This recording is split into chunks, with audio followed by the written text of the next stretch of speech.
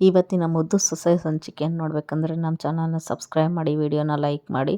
ಅಮ್ಮಮ್ಮಂಗೆ ಬೇಜಾರಾಗಿರುತ್ತೆ, ಶಿವರಾಮೇಗೌಡ ಅಮ್ಮನ್ನ ಮಾತಾಡ್ಸಲ್ಲ ಅಂತ ಹೇಳಿದ್ಮೇಲೆ ಅದಕ್ಕೆ ಬೇಜಾರಾಗಿದ್ರೆ ಅಂತೇಳಿ ಮಾತಾಡ್ಸೋಕ್ಕೆ ಅಂತೇಳಿ ವಿದ್ಯಾ ಬರ್ತಾಳೆ. ಬಂದು ನೋಡ್ದ ಏನು ಮಾಡ್ದ ನನ್ನ ಮಗ ಅಂತೇಳಿ ಅಂತ ಹೇಳಿದಾಗ, ಅಮ್ಮಮ್ಮ ನನ್ನಿಂದನೇ ನಿಮಗೆ ಇಷ್ಟೆಲ್ಲ ತೊಂದರೆ ಆಯಿತು ಅಂತ ಹೇಳಿದಾಗ, ಅಮ್ಮಮ್ಮ ಇಲ್ಲ ಕಣೆ, ಯಾವುದು ತೊಂದರೆ ಆಗಿಲ್ಲ, ನೀನು ಅದೆಲ್ಲ ತಲೆ ಕೆಡಿಸ್ಕೋಬೇಡ, ಸುಮ್ಮನಿರು, ಅವ್ನು ನನ್ನನ್ನು ಮಾತಾಡ್ಸ್ದೇ ಏನೂ ಇರಲ್ಲ, ಸರಿ ಆಗ್ತಾನೆ ನನ್ನ ಮಗ ಹೆಂಗೆ ಅಂತ ನನಗೆ ಗೊತ್ತಿದೆ ಅಂತ ಹೇಳಿದಾಗ, ವಿದ್ಯಂಗೆ ಬೇಜಾರಾಗಿ ಅಲ್ಲಿಂದ ಹೋಗ್ತಾಳೆ. ಈ ಕಡೆ ಈಶ್ವರಿ ಮತ್ತು ಮನೆಯವರೆಲ್ಲರೂ ಅವ್ರ ಮಕ್ಕಳು ಎಲ್ಲ ಸೇರಿಕೊಂಡು ನಾವು ಪಿಕ್ಚರಿಗೆ ಹೋಗ್ತೀವಿ ಅಂತೇಳಿ, ಊಟಕ್ಕೆ ಏನು ಮಾಡಬೇಡಿ, ಬರ್ತಾನೆ ಊಟ ಮಾಡ್ಕೊಂಬರ್ತೀವಿ ಅಂತೇಳಿ ಈಶ್ವರಿ ಮತ್ತು ಸಾವಿತ್ರಿ ಅವ್ರ ಮಕ್ಕಳು ಎಲ್ಲರೂ ಹೋಗ್ತಾರೆ. ಹೋಗುವಾಗ ಮೌನಂಗೆ ಹೇಳ್ತಾರೆ, ನಾವು ಮನೆಗೆ ಪಿಕ್ಚರ್ ನೋಡೋಕೆ ಹೋಗ್ತೀವಿ ಅಂತ ಹೇಳಿದಾಗ, ಇಷ್ಟೊತ್ತಲ್ಲ ನಮ್ಮ ಮನೇಲಿ ಇದೆಲ್ಲ ನಡೆಯಲ್ಲ ಅಂತ ಗೊತ್ತಿದೆ ತಾನೇ ಅಂತ ಹೇಳಿದ ತಕ್ಷಣ ಮೌನಂಗೆ ಎದುರುತ್ತರ ಕೊಟ್ಟು, ಯಾರು ಏನೇನು ಮಾಡಿದ್ರು ದೊಡ್ಡವರೇ ಏನಾದರೂ ಮಾಡ್ಬೋದು, ಆದರೆ ನಾವೆಲ್ಲ ಮಾಡಬಾರ್ದಾ, ನಿಯಮನ ಮುರಿಬಾರ್ದಾ, ಏನಕ್ಕ ನೀನು ಈ ಥರ ಮಾತಾಡ್ತಿದ್ದೀಯಾ ಅಂತೇಳಿ ಹೇಳ್ತಾರೆ. ಅದಾದಮೇಲೆ ದೊಡ್ಡವರಾಗಿ ಇಷ್ಟೊಂದೆಲ್ಲ ತಪ್ಪು ಮಾಡಿರ್ಬೇಕಾರೆ, ಅಕ್ಕ ನೀವು ಭಾವ ಬಂದಮೇಲೆ ಎಲ್ಲ ಹೇಳಿಬಿಡಿ ಆಯಿತಾ, ನೋಡಿ ಏನು ಮಾಡ್ತೀರಾ ಅಂತೇಳಿ ಅಂತ ಹೇಳಿ ಎಲ್ಲರೂ ಹೊರಡ್ತಾರೆ.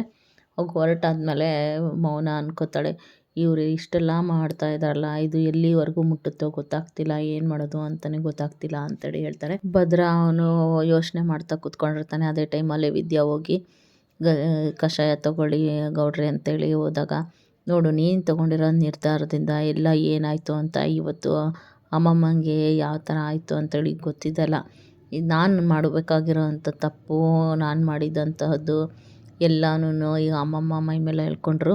ಅಮ್ಮಮ್ಮ ಬೇರೆ ಮಾತು ತೊಗೊಂಡ್ಬಿಟ್ಟಿದ್ದಾರೆ ನನ್ನ ಹತ್ರ ಅಂತೇಳಿ. ಇಷ್ಟೆಲ್ಲ ಆದಮೇಲೆ ಆದ್ರೂ ಇನ್ನು ಮುಂದಾದ್ರೂ ಓದೋದು ಅಂತೇಳಿ ಎಲ್ಲ ತಲೆ ಕೆಡಿಸ್ಕೊಳ್ದೆ ಸುಮ್ಮನೆ ಇದ್ಬಿಡು ಅಂತೇಳಿ ಹೇಳಿ ಭದ್ರ ಹೇಳಿದಾಗ ವಿದ್ಯೆಂಗೆ ತುಂಬ ಬೇಜಾರಾಗುತ್ತೆ. ಮೌನ ಊಟಕ್ಕೆ ಅಂತೇಳಿ ಕರಿತಾಳೆ. ಆಗ ಶಿವರಾಮೇಗೌಡರು ಮತ್ತು ಅವ್ರ ತಮ್ಮ ಗೋವಿಂದ ಇಬ್ಬರು ಬರ್ತಾರೆ. ಬಂದ ತಕ್ಷಣ ಶಿವರಾಮೇಗೌಡರು ಎಲ್ಲಿನೂ ಮನೆಯೆಲ್ಲ ಸೈಲೆಂಟಾಗಿದ್ದಲ್ಲ ಅಂತೇಳಿ ಕೇಳಿದಾಗ, ಅವಳು ಏನು ಈಶ್ವರಿ ಎಲ್ಲ ಕಾಣಿಸ್ತಾ ಇಲ್ಲಲ್ಲ, ಅದಕ್ಕೆ ಏನಾಯಿತು, ಎಲ್ಲೋದ್ಲು ಈಶ್ವರಿ ಅಂತ ಕೇಳಿದಾಗ, ರೂಮಲ್ಲೆಲ್ಲ ಕಾಣಿಸ್ಲಿಲ್ಲ ಅಂತೇಳಿ ಗೋವಿಂದ ಕೇಳ್ತಾನೆ.